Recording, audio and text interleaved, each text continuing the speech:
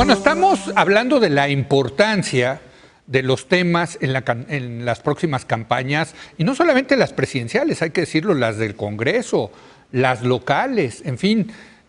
Yo creo que no puede haber campañas, Javier, esa es la conclusión que estamos llegando, pues nada más con jingles. A mí me parece que la trivialización máxima de la política mexicana ha sido que el spot más popular, más famoso, que tuvo más impacto, haya sido el de un niño cantando con un ukulele, movimiento naranja, na, na, na, na, na, na. No dice nada. Buenísimo el jingle, buenísimo. No dice nada, Javier. Sí. No, y además te tienes que distinguir de tu contrincante. Y si todos dicen voy a acabar con la corrupción, pues todos son los... no se distingue, ¿no? Sí. Pero hay otra razón por la cual los cómo se vuelven importantes en la coyuntura, que no es solamente de México, yo diría que es de Occidente en general, que es la información falsa. El famoso fake news. Ante una realidad donde constantemente sale, bueno, y Meade dijo esto, y Anaya hizo esto, y López Obrador no hay que olvidar que aquello. Bueno, ante la falta ante la información falsa, genuinamente falsa, pues la manera de combatirla, en parte, es salir a decir, no, lo que yo dije fue esto, y lo que yo propongo es esto. Por cierto, entonces, muy bueno también... el libro de Esteban Illades, muy bueno, sí. Director de la revista Nexos Digital, sobre fake news. Fake news. ¿No? O sea, y por cierto, la relación de fake news con los medios tradicionales en México, Sí. Porque también hay mucho fake news en los medios nacionales. ¿Cómo? No, no, de verdad. Sí, eso no se habían dado cuenta. Cierto, no se habían dado cuenta. Eso puede ser cierto unas 10 o 15 veces al día, pero no más. Eso es fake news. Eso es fake no news. Es cierto. Estás haciendo fake news sobre el fake news. Javier. No, bueno, si quieren ya entramos al tema de la educación. Sí. ¿Quieren entrarle al tema de la educación? No. Bueno, López Obrador ha dicho claramente que cancelaría la reforma educativa, y esto le ha generado una serie de críticas de funcionarios del gobierno federal, pero también de organismos como el INEE, Mexicanos Primero, la CENTE, el sindicato más que la CENTE, el Sindicato Nacional de Trabajadores de la Educación, entre otros. Sin embargo, la semana pasada ya matizó de alguna manera su postura y prometió dar marcha atrás a la reforma educativa, enviando al Congreso un nuevo proyecto de ley del servicio profesional docente que, tal como la Constitución establece, respete y garantice los derechos laborales y gremiales, las plazas de base del magisterio, dé certidumbre en el empleo y reconozca la carrera sindical como atributo de la gestión y del desarrollo del sistema educativo. Esto no gustó nada a la CENTE, a la coordinadora, que pide de plano derogar dicha reforma. Por su parte, José Antonio Meade dijo que si en materia educativa logramos ser exitosos, no habrá nada que detenga a México para ser una potencia. Muy bonita declaración. En este sentido, destacó la importancia de consolidar dicha reforma y de que no se destruyan los avances logrados. Se comprometió a aumentar los salarios de los maestros del país. Y Anaya dijo que de llegar a la presidencia va a revisar la reforma educativa, pues refirió que las leyes son perfectibles y se debe tener una apertura a modificarlas en caso de que sea necesario. En fin, eso es lo que se ha dicho. Yo creo que, salvo en el caso de López Obrador, donde sí hay una postura ideológica, me parece, y se vale, de decir quiero cancelar la reforma educativa, los otros dos candidatos son puras platitudes, ¿no? Son puras generalidades, ¿no? Son puras platitudes, pero al mismo tiempo quizás es lo único que realmente tiene sentido hacer. Sí. Es decir, tomar las cosas como están legisladas, ver en dónde han fallado. Sí. Hay una diferencia regional muy importante que debe ser analizada.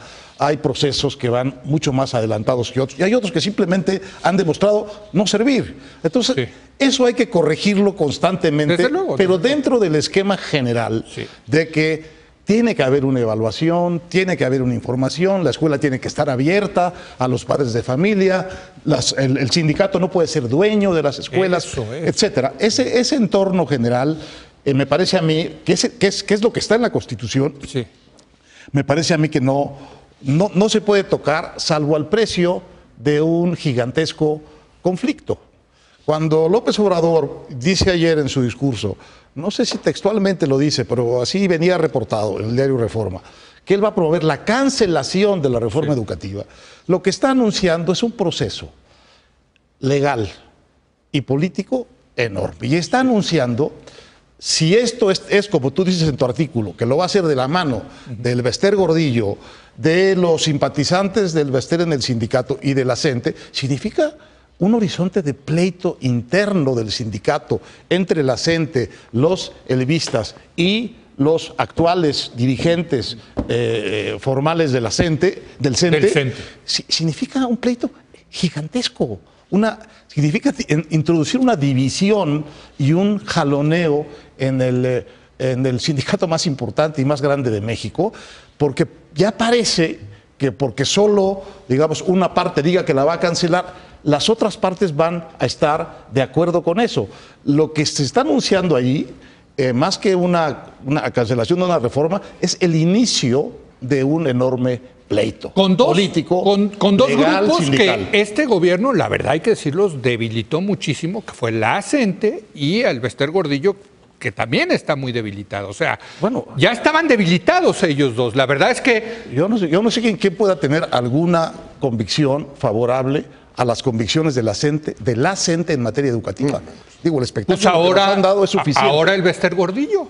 No, o sea, imagínate cosas veredes. No hay una declaración de ella en ese sentido. Pero están juntos. O sea, lo increíble es la alianza ahí de la CENTE con el gordillismo apoyando a López Obrador.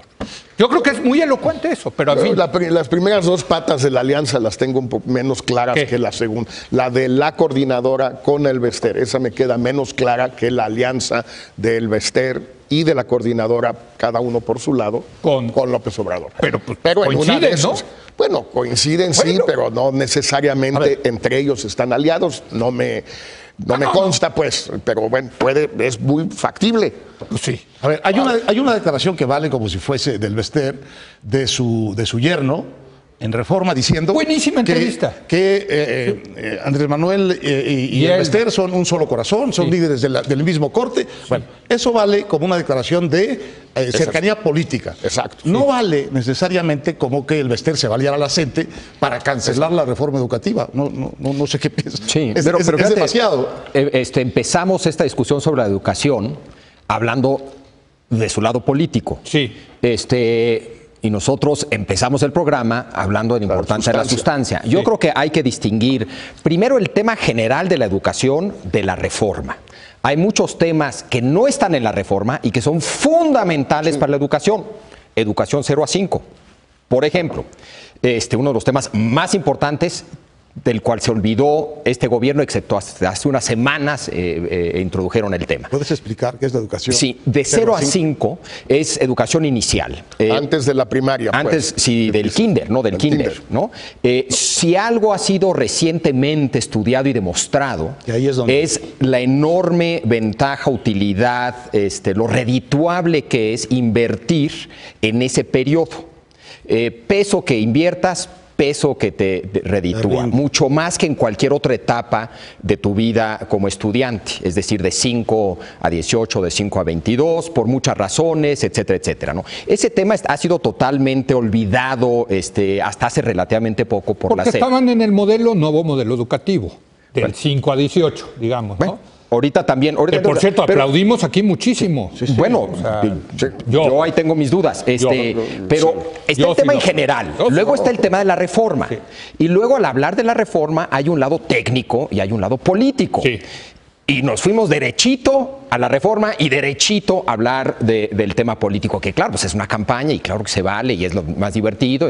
Y claramente hay una disputa por el voto de los maestros, ¿no? Claro. La estrategia del PRI, porque el PRI también la tiene, o sea, la idea de que el PRI solamente le importa el futuro de los niños mexicanos, está con el sindicato, manejando una estrategia clientelar, apostándole a que el liderazgo sindical controla el voto de los maestros, y esa es su estrategia de ir por el voto de los maestros. López Obrador. Y como activistas. Y como activistas. Claro, claro. Los maestros operadores. Como operadores. Operadores electorales. Claro. Y López Obrador, otra estrategia, ¿no? Está tratando de capitalizar el disgusto de los maestros frente a la reforma, y más que querer esa estructura, lo que quiere es su voto.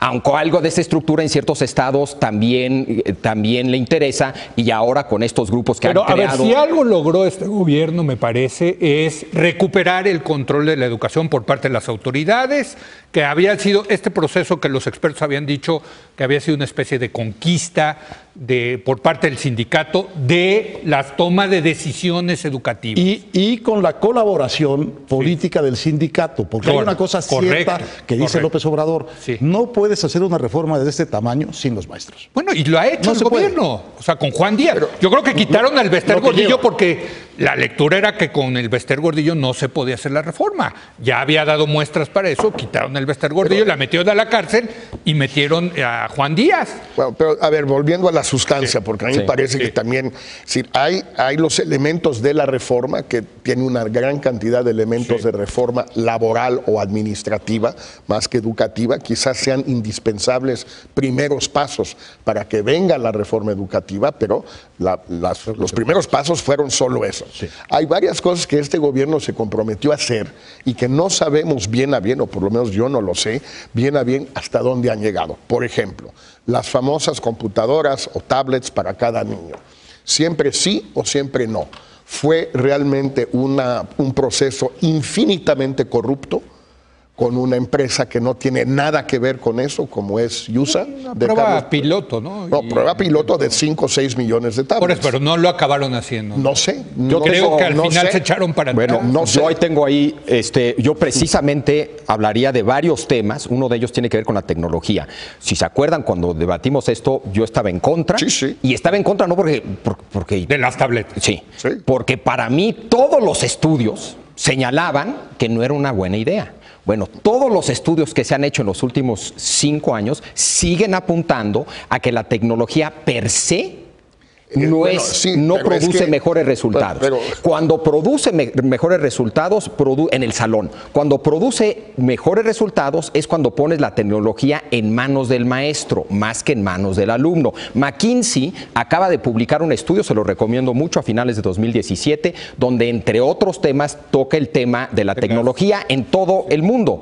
Yo nada más leí la parte de América Latina y precisamente utilizan el caso mexicano como todavía mayor evidencia de que esto de las tablets a cada niño no es una buena idea. Pero la discusión ahí va a ser, o debe ser, en esta sustancia de materia educativa, si el error fue entregarle tablets a cada niño o el error fue solo entregarle tablets a cada niño con el software viejo del ILCE desde hace 30 años a través de una empresa mexicana que a lo que se dedica desde hace 50 años es al béisbol y a las máquinas de fusibles, que no son precisamente... Pero tomo otro ejemplo, también una promesa del gobierno. No sé si la han cumplido o no, la jornada completa en primaria, o prolongada. ¿Lo han hecho o no lo han hecho? ¿Qué tanto han hecho? No sé. Lo que yo recuerdo es que la evaluación que hicieron de lo de las tablets, cómo lo hicieron... Exacto, porque eso es básico. Coincide con lo que tú decías, no tenía esos rendimientos. Así es.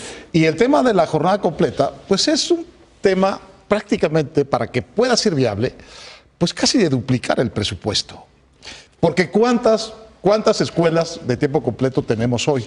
Pues yo creo que ni el 3%. Iban a ser la mitad. Pero a ver, déjenme hacer una pausa. Quiere decir que vayan 8 horas los niños en lugar de las 4:30.